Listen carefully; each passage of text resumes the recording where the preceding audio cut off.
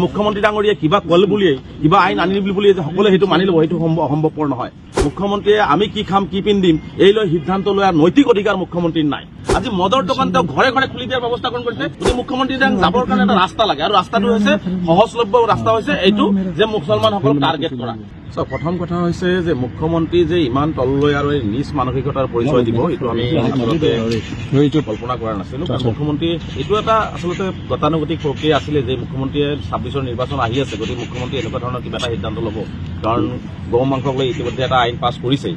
গতিকে আৰু কিছু ইয়াৰ ওপৰত যে তেওঁ তৰ্জমা কৰিব বা ইয়াৰ ওপৰত যে কিছু আৰু নতুন নতুন নাটক ৰচনা কৰিব এইটো আমি আচলতে ভাবিয়ে থৈছিলো। আৰু বিশেষকৈ মুখ্যমন্ত্ৰী ডাঙৰীয়া এতিয়া হতাশগ্ৰস্ত হৈছে। আচলতে 26ৰ বৈতৰণি পাৰ হোৱাৰ কাৰণে তেওঁ সম্ভাৱনা দেখা নাই, যাৰ কাৰণে মুখ্যমন্ত্ৰীয়ে তেওঁৰ সহজ টাৰ্গেট, মই পুনৰবাৰ আগতেও কৈছো যে মুখ্যমন্ত্ৰীৰ সহজ টাৰ্গেট হৈছে অসমৰ সংখ্যালঘু সমাজ। সংখ্যালঘু সমাজৰ মাজত যদি তেওঁ ডমিনেট কৰি ৰাখিব পাৰে তেওঁ সংখ্যাগুৰু মানুহৰ মাজত এটা প্ৰিয় হ'ব আৰু তেওঁ ভোট লৈ পেলাই তেওঁ আকৌ গাদীত বহিব পাৰিব। আৰু যিহেতু গাদী এতিয়া সুৰক্ষিত হৈ থকা নাই, গতিকে মুখ্যমন্ত্ৰীয়ে সেইকাৰণে গৌ মাংসৰ প্ৰসংগত পুনৰ উত্থাপন কৰিছে। গতিকে অসমত চাওক বহু ভাল ভাল কাম হ'বলৈ এতিয়াও বাকী আছে। তেনে ক্ষেত্ৰত মুখ্যমন্ত্ৰীয়ে ভাল ভাল কাম কৰাৰ পৰিৱৰ্তে কোনে কি খাব, কোনে কি পিন্ধিব, কোনে কেনেকে চলিব, কাৰ ঘৰত কেনেকে বিয়া হ'ব সেইবোৰ সিদ্ধান্ত লোৱাৰ কাৰণে মুখ্যমন্ত্ৰীয়ে আগবাঢ়ি গৈ আছে। মই মুখ্যমন্ত্ৰী ডাঙৰীয়াক এটা কথা স্পষ্ট কৰিব বিচাৰিছো যে ভাৰতবৰ্ষ এখন গণতান্ত্ৰিক দেশ, সমাজতান্ত্ৰিক দেশ, ধৰ্মনিৰপেক্ষ এখন দেশ। গতিকে ইয়াত কোনে কি খাব, কোনে কি পিন্ধিব সেইটো হিমন্ত বিশ্ব শৰ্মাই থিৰাং কৰিব নোৱাৰে। আৰু মুখ্যমন্ত্ৰী ডাঙৰীয়ে কিবা কল বুলিয়ে কিবা আইন আনিল বুলিয়ে যে সকলে সেইটো মানি লব সেইটো অসম্ভৱপৰ নহয়। গতিকে আমি স্পষ্টকৈ কৈছো যে অসমৰ সংখ্যালঘু সমাজেই কেৱল মুছলমানসকলেই আজি গৌ মাংস নাখায়। আজি বিভিন্ন খ্ৰীষ্টান ধৰ্মাৱলম্বী লোকেও গৌ মাংস খায়। নৰ্থ ইষ্টত সকলো ৰাজ্যতে গৌ মাংস চলে। গতিকে তেনে ক্ষেত্ৰত মুখ্যমন্ত্ৰীয়ে আমি কি খাম কি পিন্ধিম এই লৈ সিদ্ধান্ত লোৱাৰ নৈতিক অধিকাৰ মুখ্যমন্ত্ৰীৰ নাই। গতিকে আমি কি খাম কি পিন্ধিম কেনেকে চলিম সেইটো আমাৰ ব্যক্তিগত বিষয়। ইয়াত মুখ্যমন্ত্ৰীক ক'লেও আমাৰ মতে আমি চলিম, আমাৰ মতে আমি আগবাঢ়ি যাম। গতিকে স্পষ্টকৈ কৈছো মুখ্যমন্ত্ৰী এনেকুৱা ধৰণৰ নিজ মানসিকতাৰ পৰিৱৰ্তন কৰক আৰু মুখ্যমন্ত্ৰী ডাঙৰীয়ে ভাল ভাল কামবিলাক কৰাৰ কাৰণে তেওঁ আগবাঢ়ি গৈ থাকক। আজি স্পষ্টকৈ কৈছো আজি মুখ্যমন্ত্ৰী ডাঙৰীয়ে সৎ সাহস কিয় হোৱা নাই। আজি ড্ৰাগছত আজি লাখ লাখ যুৱক আজি অসমত ধ্বংসপ্ৰাপ্ত হৈ আছে। আজি হাজাৰ হাজাৰ পৰিয়াল ধ্বংস হৈ গৈ আছে। মুখ্যমন্ত্ৰীৰ চকুত পৰা নাই যে ড্ৰাগছত আসক্ত হোৱা যুৱকসকলক উদ্ধাৰ কৰিব লাগে, ড্ৰাগছৰ কবলত পৰা সেই পৰিয়ালসকল ধ্বংস হৈ গৈছে, তেওঁলোকৰ ব্যৱস্থা ল'ব লাগে, তেওঁলোকক আমি সুৰক্ষিত কৰিব লাগে। এইবোৰৰ ওপৰত ব্যৱস্থা নাই। আজি মদৰ দোকান তেওঁ ঘৰে ঘৰে খুলি দিয়াৰ ব্যৱস্থা কৰিছে। কিমান কুইণ্টেল মদ বিক্ৰী কৰিব তাৰ ওপৰত তেওঁলোকে চৰকাৰে নিষেধ আইন কি কয় নিৰ্দেশনা দি আছে যে ইমান কুইণ্টেল মদ তেওঁ বিক্ৰী কৰিব লাগিব। সেইটো কি ভাল কাম হৈ আছে নেকি? আজি মুখ্যমন্ত্ৰী ডাঙৰীয়া আজি ধাৰত জুৰুলা হৈ গৈছে।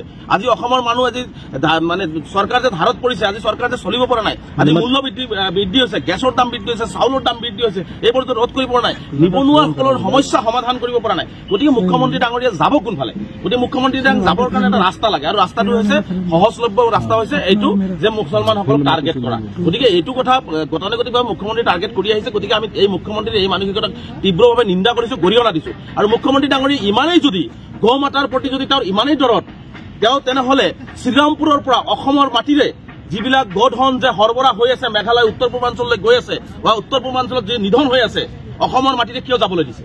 অসমৰ মাটিত চেণ্ডিকেট চলাবলৈ কিয় দিছে মুখ্যমন্ত্ৰী ডাঙৰীয়াই? আজি মেঘালয়ত যে গৌ হত্যা হৈ আছে, মেঘালয়ৰ মুখ্যমন্ত্ৰীৰ লগতে সম্পৰ্ক ছেট কৰিব পাৰিবনে? অৰুণাচলৰ মুখ্যমন্ত্ৰীৰ লগতে সম্পৰ্ক ছেট কৰিব পাৰিবনে? নাগালেণ্ড, মিজোৰাম এইবিলাকৰ মুখ্যমন্ত্ৰীৰ লগত সম্পৰ্ক ছেট কৰিব পাৰিবনে? মুখ্যমন্ত্ৰীৰ বুকুত সাহস আছে নেকি ভাৰতবৰ্ষৰ যিবিলাক 5 ষ্টাৰ হোটেলত গৌ মাংস চলে এইবিলাক বন্ধ কৰিবৰ কাৰণে? আজি ভাৰতবৰ্ষত বিশ্বৰ তৃতীয়খন দেশ য'ত গৌ মাংস ৰপ্তানি কৰা হয়। আজি গৌ মাংস ৰপ্তানি কৰা ভাৰতবৰ্ষৰ তৃতীয়খন দেশ। আজি আল কাবিৰ নাম দিয়া হৈছে মুছলমান। ইয়াৰ মালিক কোন? সতীশ। আৰু ইয়াৰ মালিক আন এটা আছে Al Arabia exporting private limited company. ইয়াৰ মালিক কোন হৈছে? সুনীল। গতিকে এই মানুহবিলাক কি মুছলমানটো নহয়? এই মানুহবিলাক হিন্দু মানুহ। গতিকে এইবিলাকৰ বিৰুদ্ধে ব্যৱস্থা ল'বৰ কাৰণে মুখ্যমন্ত্ৰীৰ সাহস হ'ব নেকি? আজি ভাৰতবৰ্ষই যে গৌ মাংস ৰপ্তানি কৰি আছে এইবিলাক বন্ধ কৰাৰ কাৰণে মুখ্যমন্ত্ৰী ব্যৱস্থা ল'ব নেকি? গতিকে অসমত বাৰে বাৰে এনেকুৱা ধৰণৰ ধৰ্মীয় মেৰু, ধৰ্মীয় আৱেগ, ধৰ্মীয় ৰহনহানি, মুছলমান হিন্দু কৰি পেলাই আচলতে মুখ্যমন্ত্ৰীয়ে যিটো কাম কৰিব বিচাৰিছে এইটো অসমখনৰ কাৰণে কিন্তু এটা ভাল সংকেত নহয়, এইটো এটা অশুভ সংকেত হয়। কাৰণ এইখন অসমত আমাৰ ধৰ্মীয় সংখ্যালঘুসকলৰ জলচা আছে, অসমৰ ধৰ্মীয় সংখ্যালঘুসকলৰ ইস্তেমা হয়, বিভিন্ন ক্ষেত্ৰত আজি এই মাংস ব্যৱহাৰিত হয়। গতিকে সেই মাংসবিলাক ব্যৱহাৰ হ'ব। গতিকে তেনে ক্ষেত্ৰত মুখ্যমন্ত্ৰী এই কথাবিলাক কৈ পেলাই আজি খ্ৰীষ্টান মানুহখিনি বা মুছলমান মানুহখিনিক আৱেগ আজি কথাবিলাক কৈ পেলাই যে মুখ্যমন্ত্ৰী যিটো নিকৃষ্টতম পন্থা লৈছে এই পন্থাটো আচলতে অসমৰ কাৰণে কিন্তু ভাল সংকেত নহয়। মই স্পষ্টকৈ মুখ্যমন্ত্ৰী ডাঙৰীয়াক পুনৰবাৰ কৈছো যে মুখ্যমন্ত্ৰী এনেকুৱা ধৰণৰ নিকৃষ্ট কাম কৰাৰ পৰিৱৰ্তে মানুহক শিক্ষাৰ অধিকাৰ দিয়ক, মানুহক থকাৰ অধিকাৰ দিয়ক, মানুহৰ মূল্য বৃদ্ধি ৰোধ কৰক, নিবনুৱা সমস্যাৰ সমাধান কৰক। অসমখনক 5খন ৰাজ্যৰ ভিতৰত গো মাংস বন্ধ কৰিলে অসমখন 5খন ৰাজ্যৰ ভিতৰত এখন ৰাজ্য হ'ব নেকি? মুখ্যমন্ত্ৰীয়ে ক'ব পাৰিব নেকি? গতিকে মুখ্যমন্ত্ৰী ডাঙৰীয়া চালে বেৰে কোবাই দিল্লীক ভাল লগাবৰ কাৰণে, নাগপুৰক ভাল লগাবৰ কাৰণে অসমৰ মুছলমানসকল, অসমৰ খ্ৰীষ্টানসকল, নৰ্থ ইষ্টৰ খ্ৰীষ্টান ভাইসকল কি খাব তাৰ ওপৰত তেওঁ বেন লগাবৰ কাৰণে সিদ্ধান্ত গ্ৰহণ কৰি সেই সিদ্ধান্ত আমি মানি নলওঁ। গতিকে আমি স্পষ্টকৈ কৈছো মুখ্যমন্ত্ৰীয়ে এই কথা বাৰ্তাবিলাক কৈ আচলতে মুখ্যমন্ত্ৰীৰ চকীখন আৰু পাতল কৰিছে, মুখ্যমন্ত্ৰীৰ চকীখনৰ গৰিমা বিনষ্ট কৰিছে। গতিকে আমাক ভাৰতীয় সংবিধানে যিখিনি অধিকাৰ, অন্য বস্ত্ৰ আৰু বাসস্থান, খোৱা লোৱাৰ, পিন্ধাৰ, চলন ফুৰণৰ যিখিনি অধিকাৰ দিছে সেইখিনি অধিকাৰ লৈ আমি জীয়াই থাকিম। তাত হিমন্ত বিশ্ব শৰ্মা 50 বাৰ মুখ্যমন্ত্ৰী হৈও আমাৰ ওপৰত যিকোনো ধৰণৰ তেওঁ লাঠি, পুলিচ, আইন ভাবুকি দি যদি কোনো আইন পাছ কৰি বা কোনো ধৰণৰ ব্যৱস্থা ল'ব বিচাৰে তেনেকুৱা ব্যৱস্থা আমি মানি নলওঁ। গতিকে আমাৰ কথা হৈছে আমি কাৰো ধৰ্মীয় আৱেগ অনুভূতিত আঘাত নোহোৱাকে, কোনো ধৰ্মীয় মানুহক আমি আঘাত নিদিয়াকে আমি অসমৰ সংখ্যালঘু সমাজ আমি কেনেকে চলিম, কেনেকে আগবাঢ়ি যাম সেইটো আমি নিজে সিদ্ধান্ত গ্ৰহণ কৰিম। গতিকে আমি মুছলমানসকলে, বিশেষকৈ মুছলমানসকলে আমি কোনো জনগোষ্ঠীৰে ধৰ্মীয় আৱেগ অনুভূতিত আঘাত কৰা কাৰ্য আমি কেতিয়াও কৰা নাই আৰু ভৱিষ্যতেও নকৰোঁ। গতিকে আমাৰ কথা হৈছে আমাৰ চলন ফিৰণ খোৱা লোৱাৰ ওপৰত মুখ্যমন্ত্ৰীয়ে বাধা দিব নোৱাৰে আৰু এইটো মুখ্যমন্ত্ৰীয়ে কেৱল মাত্ৰ ভোটৰ স্বাৰ্থত, কেৱল মাত্ৰ 26ৰ বৈতাৰণি পাৰ কৰাৰ স্বাৰ্থত এই নিকৃষ্ট ৰাজনীতি কৰিছে। এই নিকৃষ্ট ৰাজনীতি বন্ধ কৰাৰ কাৰণে মুখ্যমন্ত্ৰীক স্পষ্টভাৱে আহ্বান জনাইছো। তেওঁ এটা কথা কৈছে যে ৰকিবুল হুছেইন আৰু ভূপেন বৰাৰ বাবেই তেওঁ এনেধৰণৰ সিদ্ধান্ত লোৱা বুলি কৈছে। এই কথাটো চাওক, আজি এই মুখ্যমন্ত্ৰী হৈছে এটা বহুত চতুৰ মুখ্যমন্ত্ৰী। মুখ্যমন্ত্ৰী ডাঙৰীয়ে এই কথাবিলাক 26ৰ নিৰ্বাচনৰ আগত যে আনিব এইটো আমি গমেই পাইছো। তেওঁ এতিয়া কোনে কি কৈছে, কোনে কি কোৱা নাই, তেওঁ অসমৰ মুখ্যমন্ত্ৰী। তেওঁ এবাৰ আইন পাছ কৰিছে 5 কিলোমিটাৰ বেখাৰদৰ মন্দিৰ থকা অঞ্চলবিলাকত গো মাংস বিক্ৰী কৰিব নোৱাৰিব। আল্টিমেটলি অসমৰ মুছলমানসকলে মানি লৈছে। অসমৰ মুছলমানসকলে সেই ধৰণৰ কাৰো আৱেগ অনুভূতিত আঘাত নোহোৱাকৈ তেওঁলোকৰ খোৱা খাদ্যখিনি, তেওঁলোকৰ মানে যিখিনি ধৰ্মীয় ৰীতি নীতি কামবিলাক তেওঁলোকে যেনেকৈ গো মাংসৰ জৰিয়তে বা চলাই তেওঁলোকে চলাই আছে। গতিকে এই কথা বাৰ্তাবিলাক আচলতে হৈছে যে ৰাজনীতিকৰণ কৰি পেলাই, কাৰোবাৰ ওপৰত বল ঠেলি দি পেলাই মুখ্যমন্ত্ৰী এইবোৰ কাম কৰি পেলাই আজি মুখ্যমন্ত্ৰী ডাঙৰীয়া এই কথাবিলাক যদি কাৰোবাৰ কথা মতে কৰি আছে তেনেহ'লে চামগুৰিত যিটো কথা ওলাই আছে এই কথাটোৰ মুখ্যমন্ত্ৰী উত্তৰ কিয় নিদিয়ে? চামগুৰিত যে ভোজ ভাত খোৱাৰ কথাটো ওলাই আছে এইটোৰ উত্তৰটো বিজেপি দিব লাগিছিল, মুখ্যমন্ত্ৰী দিব লাগিছিল। গতিকে এইটো মুখ্যমন্ত্ৰী এটা নাটক 26ৰ বৈতাৰণি পাৰ হোৱাৰ আৰু অসমৰ সংখ্যালঘু সমাজক তেওঁ ডমিনেট কৰি তেওঁ ৰাজনীতি কৰাৰ যিটো নাটক তেওঁ পূৰ্বৰ পৰা কৰি আহিছে সেইটো পুনৰাই কৰিছে। আৰু এইটো আমি ভাবি আছিলো যে এইটো গতানুগতিকভাৱে তেওঁ 26ৰ আগত এইটো কৰিব।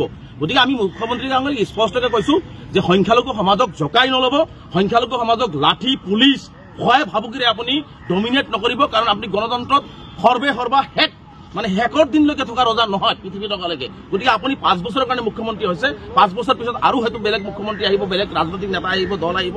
গতিকে তেনে ক্ষেত্ৰত এনেকুৱা ধৰণৰ মানে হিটলাৰী শাসনতন্ত্ৰ বন্ধ কৰি ৰাইজৰ উন্নয়নৰ কাৰণে মুখ্যমন্ত্ৰীয়ে ব্যৱস্থা গ্ৰহণ কৰক। ড্ৰাগছ মুক্ত এখন অসম কৰক, মদ মুক্ত এখন অসম কৰক, অসমৰ উন্নয়ন কৰক, অসমৰ মানুহৰ মূল্য বৃদ্ধি ৰোধ কৰক, অসমৰ মানুহৰ ভাল ভাল বহু কাম আছে সেই ভাল ভাল কামবোৰ কৰা আৰম্ভ কৰক। এইবোৰ নিকৃষ্টতম আৰু নিজ মানসিকতাৰ ৰাজনীতি পৰিহাৰ কৰক অসমৰ মুখ্যমন্ত্ৰী। নহ'লে অসমৰ মুখ্যমন্ত্ৰীক কিন্তু মই পুনৰবাৰ কৈছো অসমৰ ইতিহাসত নহয় ভাৰতবৰ্ষৰ ইতিহাসত কলা চিয়াহীৰে এজন যে ব্যৰ্থ সাম্প্ৰদায়িক আৰু নিজ মানসিকতাৰ মুখ্যমন্ত্ৰী হিমন্ত বিশ্ব শৰ্মা আছিল, এইটো কলা আখৰেৰে ভাৰতবৰ্ষৰ ইতিহাসত কিন্তু লিখা থাকিব।